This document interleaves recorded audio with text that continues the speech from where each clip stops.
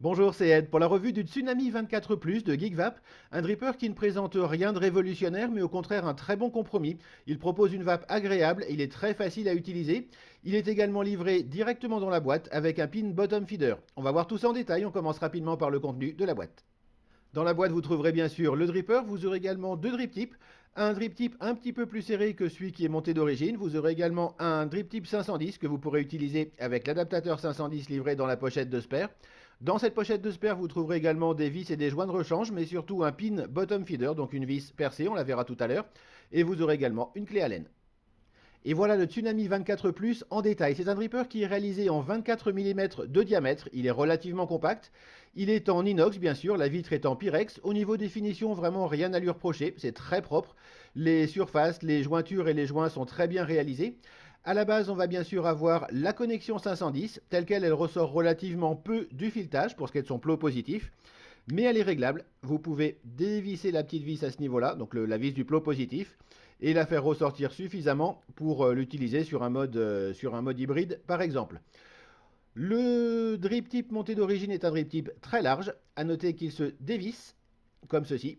Vous pourrez, si vous préférez, monter le second drip tip qui est un petit peu plus serré ou l'adaptateur 510 pour mettre n'importe quel drip tip de votre choix. Si vous trouvez celui-là trop large, ça dépendra en fait principalement du style de montage que vous allez mettre dessus. Pour ce qui est du réglage de flux d'air, on l'a de chaque côté. On a donc une entrée d'air ici, une entrée d'air à ce niveau-là, et on voit à l'intérieur en fait que ça correspond à deux petits tuyaux qui vont arriver juste en dessous des résistances. Pour régler le flux d'air, on va monter le dripper sur un tube quelconque. J'ai pas assez de prise en fait simplement sur le filetage pour pouvoir le faire. Il suffit de tourner la cloche du dripper. Le réglage se fait bien sûr de façon symétrique si vous êtes en double coil. Point intéressant également, vous avez une position simple coil si vous préférez. Là, on va donc avoir une ouverture ouverte et la seconde complètement fermée. L'ouverture unique est bien entendu réglable de la même manière. C'est un très très bon point sur ce dripper. Le fait de pouvoir être utilisé soit en double coil, soit en simple coil, de manière très simple. Un petit regret quand même côté ergonomie, ici on est en simple coil et quand je vais remettre la chambre, je vais non pas la remettre comme ceci, donc avec les résistances bien en face des Pyrex, il va falloir que j'utilise cette ouverture là, fermée de l'autre côté, comme ceci. Et là par contre, du coup, en fait la résistance n'est plus devant les Pyrex montrent en fait les plots. Et là, on voit carrément plus la résistance qui fait quand même perdre pas mal de son charme au design de cet atout. Le design est donc excellent si vous êtes en double coil. Par contre, il est un petit peu moins bon quand même, pour pas dire nettement moins bon, en simple coil. Pour l'ouvrir, bien sûr, il suffit de soulever la cloche. À noter que les joints tiennent vraiment très bien. C'est un petit peu difficile de le sortir quand les joints sont secs. Par contre, c'est idéal dès que les joints sont un petit peu imbibés de liquide. Au niveau de la cloche, rien de particulier, si ce n'est évidemment cette vitre en Pyrex qui vous permet de voir vos montages à l'intérieur. C'est un point qui est vraiment sympa, en fait, ça permet de voir effectivement dans quel état sont les résistances et surtout s'il y a besoin de rajouter du liquide si vous avez un doute. Petit inconvénient, comme toutes les vitres au niveau des chambres, dès que vous allez commencer à vaper, la vitre va rapidement se recouvrir de gouttelettes soit de liquide, donc soit de vapeur d'eau, de condensation. Et au bout de 5 puffs, en fait, on voit nettement moins bien qu'on voit effectivement avant. Donc c'est un point qui est sympa, qui est agréable, mais ça a vite tendance à s'obscurcir un petit peu quand même, à faire un petit peu sale. Ça c'est le défaut, on va dire, de toutes les vitres au niveau des chambres. Mais sinon la réalisation est très bonne et évidemment il faudra prendre soin de cette partie-là. Si vous cassez la vitre, vous ne pourrez pas la changer. Au niveau du plateau, c'est en fait ce qui change vraiment par rapport à la version 24 standard, on va dire, du Tsunami. La grosse différence, en fait, c'est qu'on va avoir les deux postes qui sont directement reliés à la partie centrale. Plutôt que d'avoir les deux postes qui plongent directement à l'intérieur, on a les deux postes qui sont reliés sur la partie centrale et ça permet du coup de libérer énormément de place en dessous pour le coton. C'est en fait l'argument de la version plus. On a effectivement une place considérable à l'intérieur pour mettre du coton autant qu'on veut et du coup ça permet effectivement d'avoir une très très bonne autonomie avec ce dripper. Ce système de poste est très très bien vu par rapport à ça. Au niveau des montages, c'est un plateau, au final ça revient à un plateau de style Velocity, tout ce qu'il y a de plus classique. des vis hexagonales qui sont relativement grosses, donc les empreintes sont plus costauds que les toutes petites vis que l'on trouve parfois. Et au niveau des arrivées d'air, on a deux tuyaux de cheminée, on va dire, de chaque côté. Encore une fois, donc on peut s'en servir soit en simple coil, soit en double coil. Au niveau du flux d'air, si on laisse tout ouvert en double coil, ça fait un flux d'air qui est super aérien.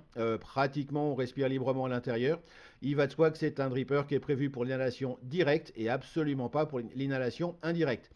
Un flux d'air donc complètement ouvert qui est très aérien, pratiquement pas restrictif. On respire à peu de choses près librement à l'intérieur. On peut bien sûr le régler.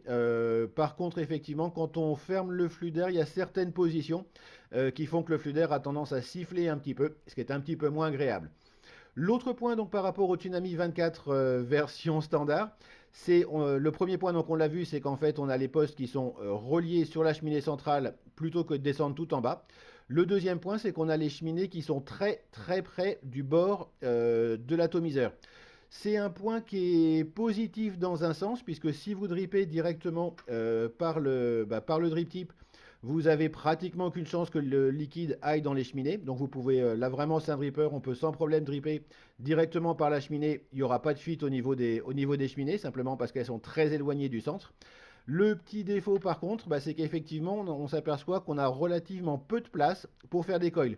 L'ancien modèle avait en fait les cheminées qui étaient beaucoup plus rapprochées du centre. Du coup, on pouvait faire des coils beaucoup plus grands sans que ça touche les extrémités.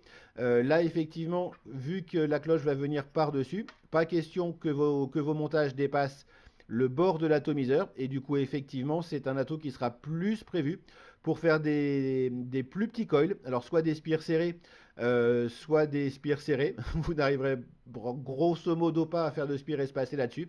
Encore une fois, parce qu'on a vraiment très peu de place et que comme le flux d'air est relativement aérien, il faut quand même faire des coils un petit peu conséquents, donc ce sera quand même plus facilement des spires serrés. Cela mis à part, effectivement, le gros avantage également des cheminées va être que vous n'avez également pas de risque de fuite si vous préférez squonker. Pour changer l'axe central et le passer en bottom feeder, il suffit de dévisser complètement le plot positif comme ceci. Vous avez à l'intérieur un axe que vous allez également pouvoir dévisser. C'est cette partie-là qui, par contre, va tenir le plot positif. Donc, vous dévissez. On voit que la vis a disparu à ce niveau-là. On dévisse complètement. Le plot positif va bouger. La vis va venir si elle veut bien. Voilà, on va carrément tout sortir.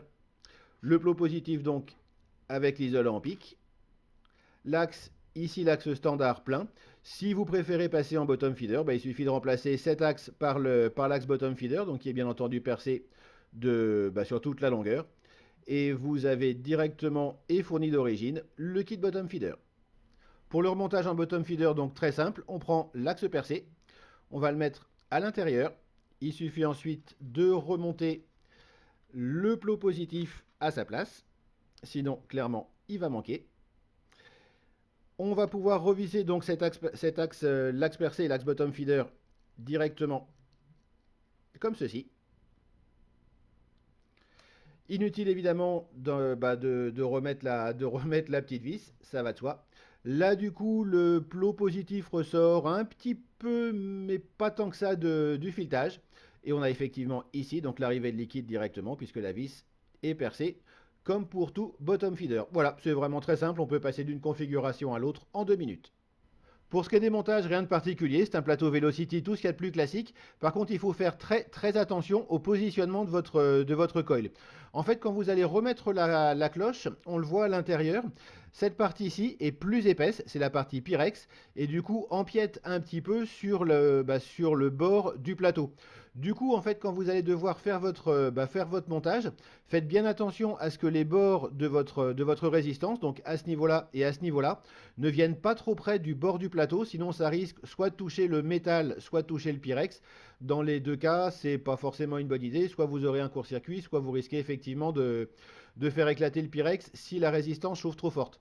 Du coup, en fait, grosso modo, l'idée va être de décaler un petit peu vos résistances, de pas forcément les mettre pile juste au-dessus des arrivées d'air, mais de les décaler un petit peu à l'intérieur. Alors pas trop, sinon vous perdez toutes les saveurs, mais suffisamment quand même pour être absolument certain de ne pas toucher donc la cloche avec le bord des résistances.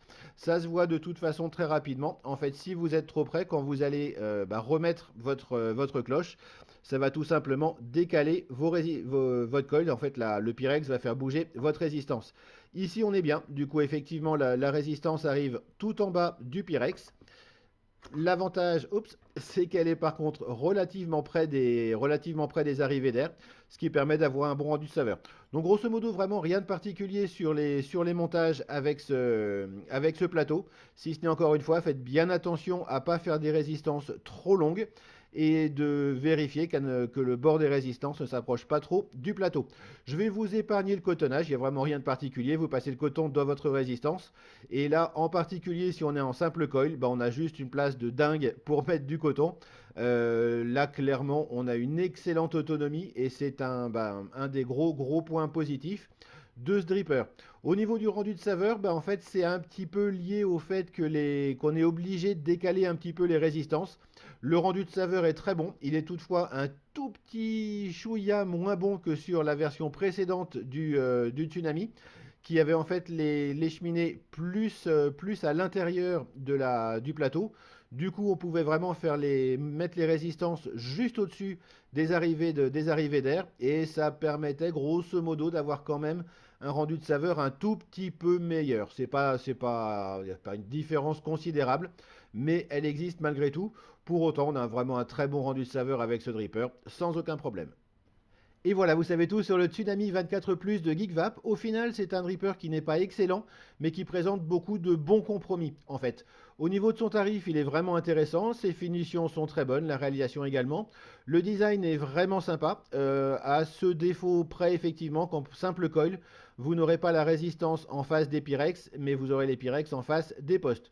Ce petit défaut, mis à part, l'utilisation est très agréable avec ce dripper. Le rendu de saveur est très bon, même s'il est un petit cran en dessous de la version précédente. Le flux d'air est soit très aérien, mais vraiment très aérien. On peut le rendre un petit peu plus restrictif de manière agréable, ce qui est encore une fois une bonne chose. Le fait évidemment qu'il soit livré avec l'option bottom feeder est un très gros plus. Et sa conception en fait permet effectivement d'avoir énormément de coton, donc une autonomie importante. Et le fait que les cheminées soient décalées vers l'extérieur permet de ne jamais avoir de fuite de liquide, soit que vous dripiez directement par le drip tip, soit que vous vous serviez du bottom feeder. Au final, c'est vraiment un dripper qui est très agréable et qui a finalement un très bon rendu. Si vous avez d'autres questions sur ce dripper, n'hésitez pas à les poser dans les commentaires de la vidéo. Si vous appréciez ces revues, n'hésitez pas à vous abonner à la chaîne en cliquant ici. Et vous avez également sur mon site vaped.info la liste des prochaines revues qui sont pour le moment prévues jusqu'à mi-janvier. Il me reste à vous souhaiter une excellente vape et à la prochaine.